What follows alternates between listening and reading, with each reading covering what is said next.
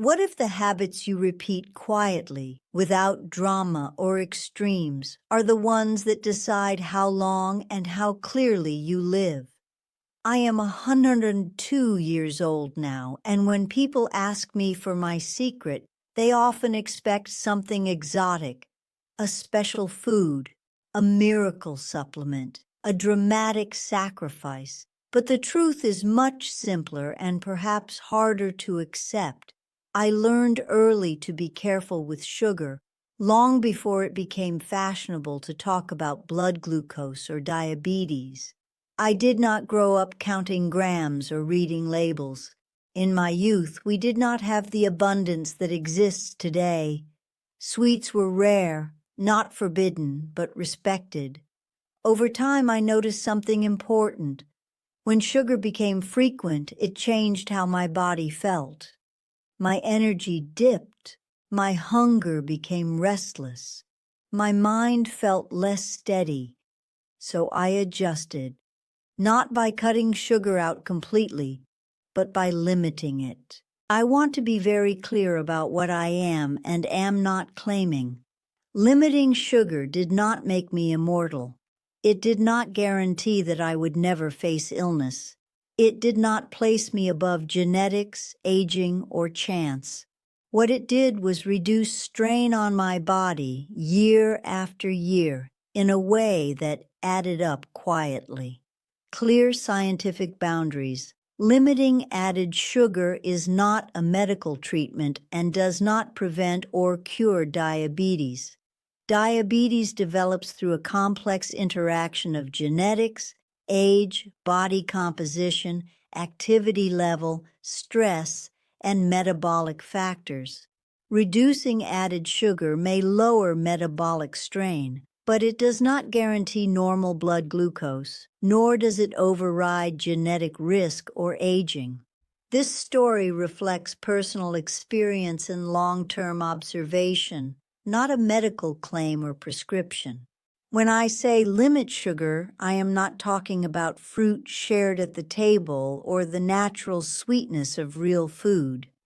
I am talking about added sugars, the kind that enter the body quickly, demand insulin repeatedly, and train the system to expect constant stimulation. Reducing my risk of diabetes, in my experience, was never about perfection. It was about restraint. It was about understanding that the body keeps score over decades, not days. Small choices repeated patiently matter more than dramatic changes made briefly. This is not a story of fear. It is a story of moderation, observation, and respect for the body's limits. Lessons learned slowly and kept faithfully. When you live long enough, you stop thinking in years and start thinking in patterns. I have watched generations rush toward whatever tasted good in the moment and then struggle with the consequences later, confused as to how their bodies seem to change without warning. From where I stand now at 102, nothing about it looks sudden. It looks gradual. It looks predictable. And it often begins with how casually sugar is treated. In my middle years, long before diabetes became common dinner table conversation, I saw friends grow tired in ways that rest did not fix. They felt hungry even after eating. Their weight crept upward without explanation. Doctors used softer words then, but the pattern was there. Blood sugar did not rise overnight. It was trained to rise. It was practiced into place day after day by frequent sweetness that asked the pancreas to work harder than it was designed to do for decades on end. What most people misunderstand is that sugar does not harm through drama. It does not arrive like poison. It arrives politely. It hides in breakfast, in drinks, in snacks meant to keep you going. The body responds as it always does. by releasing insulin to move sugar out of the blood and into cells. That system works beautifully when demands are reasonable, but when sugar becomes constant, the body adapts by dulling its sensitivity. Insulin must shout louder. Cells listen less. This is not failure, it is overuse. I did not know these mechanisms by name when I was younger, but I felt them. On the rare days I ate too much sweetness, my energy rose sharply and then collapsed. My appetite grew louder instead of quieter. Over time, I learned to trust those signals. I learned that feeling fine in the moment was not the same as supporting the body over decades. Limiting sugar for me was never about fear of disease alone. It was about preserving steadiness. I wanted my mornings to feel similar to my afternoons. I wanted hunger to mean something again. I wanted food to nourish rather than excite. Sugar, when frequent, interfered with all of that. I must pause here to draw a clear boundary, because stories like mine are easily misunderstood. Limiting sugar did not give me control over fate. I have known disciplined people who still became ill and careless people who lived long lives. Biology is not a courtroom where one good behavior guarantees acquittal. Genetics, stress, sleep, movement, trauma, and luck all play their roles. What limiting sugar does is reduce one major modifiable strain on the system, nothing more, nothing less. Another confusion I see often is the belief that all sugar is equal. It is not. The sweetness in whole fruit arrives wrapped in fiber, water, and time. It asks the body to work slowly. Added sugars arrive stripped of context. They rush, they spike, they repeat. I never feared fruit. I feared habits that trained my body to expect sweetness every few hours. As the decades passed, my relationship with food became quieter. I stopped eating for entertainment. I ate to support my body so it could carry me through work, grief, joy, and responsibility. Sugar had a place, but it was a small one, a slice of cake at a celebration, a spoon of honey when needed, not a daily companion. I watched others struggle with the idea of moderation because moderation requires attention. Elimination is simpler, excess is easier. Limiting sugar asks you to notice how often you reach for sweetness without hunger. It asks you to tolerate moments of neutrality when food is just food and not comfort or reward.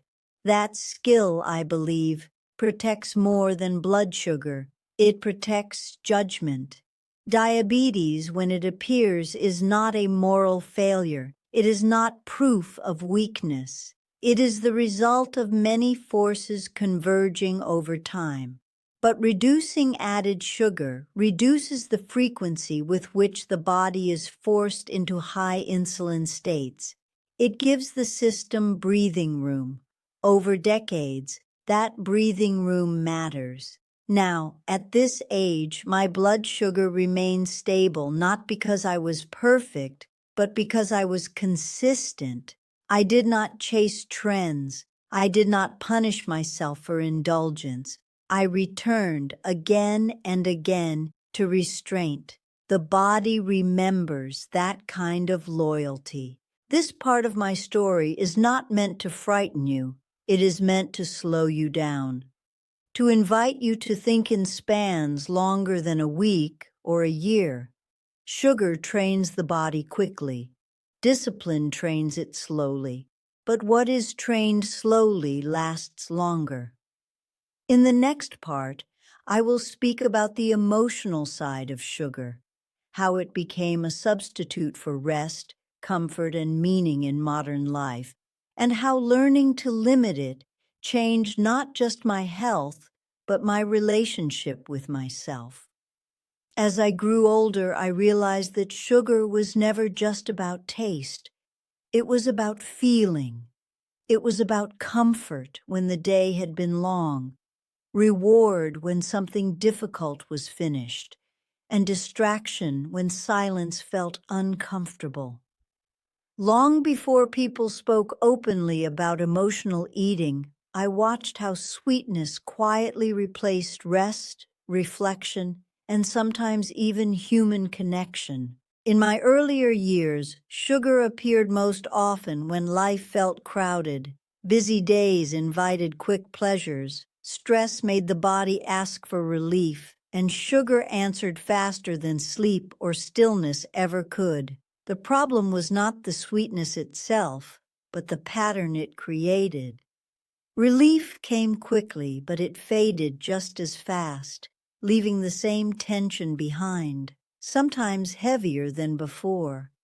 What I learned, slowly and without drama, was that limiting sugar forced me to face other needs.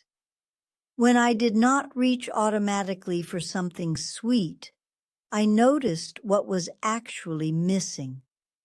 Sometimes it was rest, sometimes it was water, sometimes it was company, and sometimes it was simply the permission to feel tired without fixing it. This mattered more than I understood at the time. Constant sugar does not just train the body, it trains the mind. It teaches you that discomfort should be softened immediately rather than understood. Over decades, that habit weakens patience. It makes the body noisy and the mind restless. By limiting sugar, I unknowingly practiced tolerance for hunger, for boredom, for emotional quiet. Those skills became just as valuable as stable blood sugar.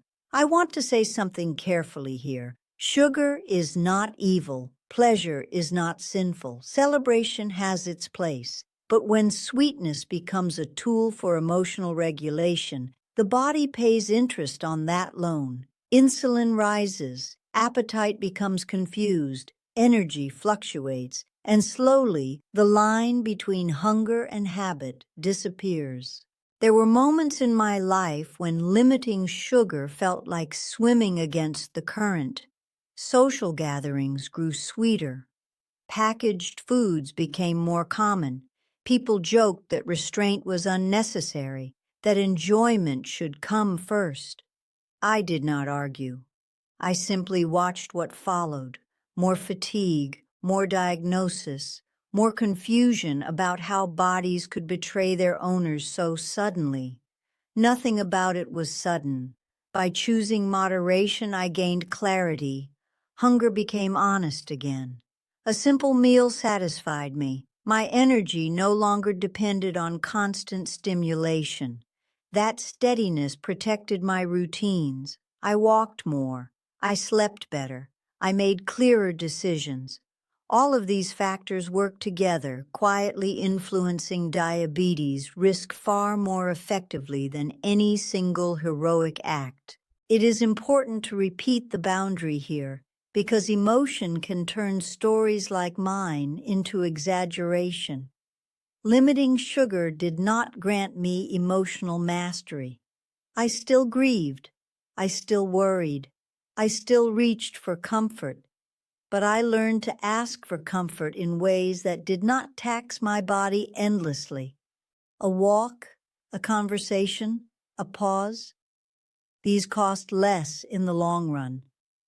As the years passed, doctors began explaining what I had already observed.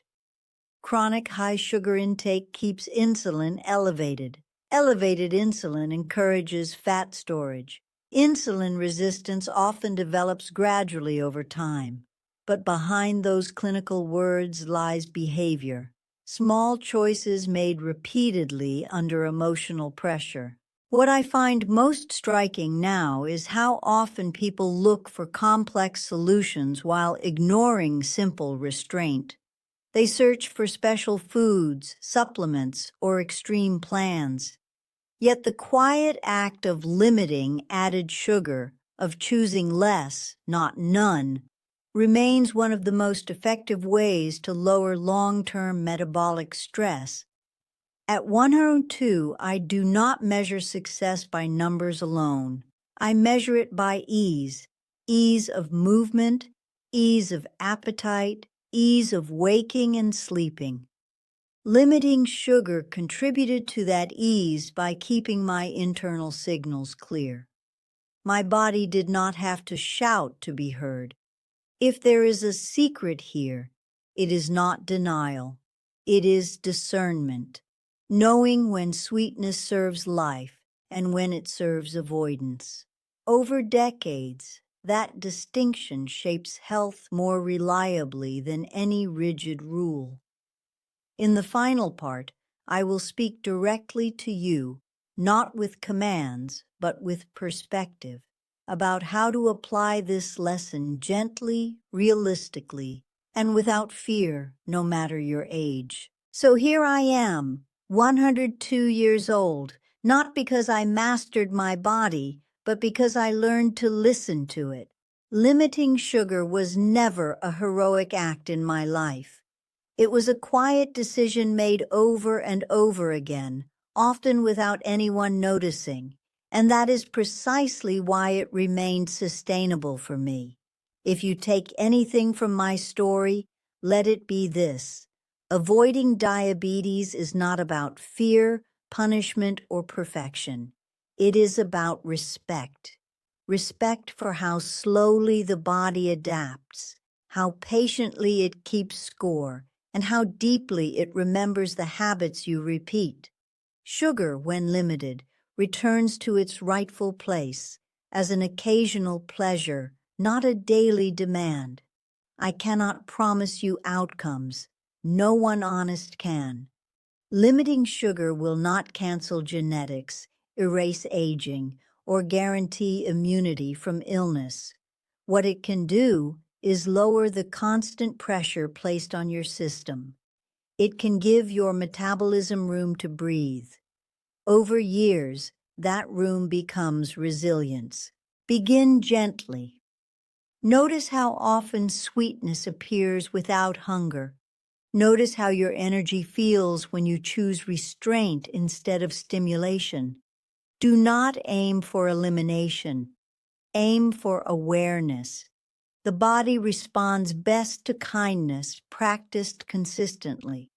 At my age, I have learned that the longest lives are not built from dramatic changes, but from faithful ones. The smallest decisions, repeated with care, shape the largest outcomes. If this perspective helped you, take a moment to support this space. Like the video, subscribe to the channel, and stay with us. These stories exist to slow the world down just enough for wisdom to be heard.